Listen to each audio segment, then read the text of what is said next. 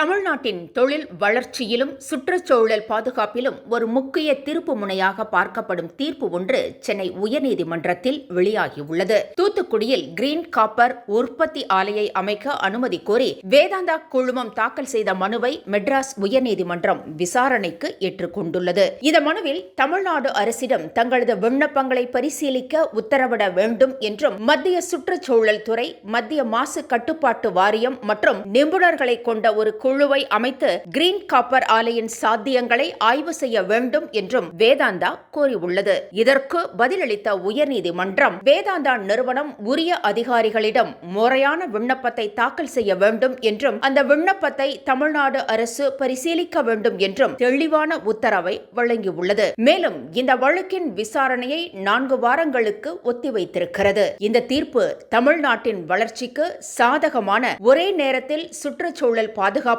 உறுதி செய்யும் ஒரு சமநிலையான நடவடிக்கையாக பார்க்கப்படுகிறது. ஏனெனில் செம்பு, காப்பர் எதிர்கால எரிசக்தி மாற்றம், மின்சார வாகனங்கள், புதுப்பிக்கத்தக்க ஆற்றல் மற்றும் டிஜிட்டல் தொழில்நுட்பங்களுக்கு மிக அவசியமான ஒரு கனிமமாக உள்ளது. இதனை கருத்தில் கொண்டு மத்திய சுரங்கத்துறை வெளியிட்ட காப்பர் விஷன் டாக்குமெண்ட் 2025 கூட செம்பின் முக்கியத்துவம் வலியுறுத்தப்பட்டுள்ளது.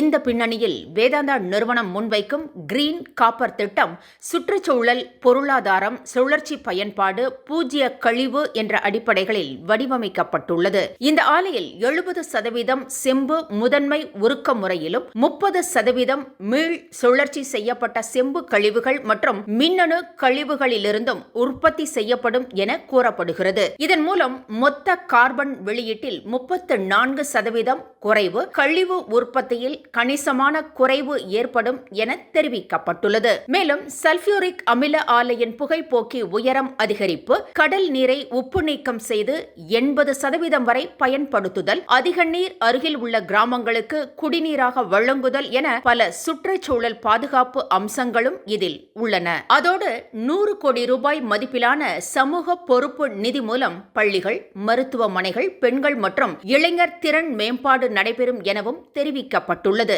சட்ட நிபுணர்களும் முன்னாள் உயர் அதிகாரிகளும் இந்த நீதிமன்ற உத்தரவை அனைத்து தரப்புகளின் நலனையும் கருத்தில் கொண்டு வழங்கப்பட்ட ஒரு சமநிலையான தீர்ப்பாகவே பார்க்கின்றனர். மொத்தத்தில் இந்த கிரீன் காப்பர் வழக்கு தமிழ்நாடு வளர்ச்சி, சுற்றுச்சூழல் இரண்டையும் இணைக்கும் ஒரு புதிய விவாதத்தை தொடங்கியுள்ளது. இந்த தீர்ப்பு தமிழ்நாட்டை சுற்றுச்சூழல் நட்பு தொழில்மயமாக்கலில் ஒரு முன்னோடி மாநிலமாக மாற்றுமா என்பதை வரும் நாட்கள் தீர்மானிக்கப் போகின்றன.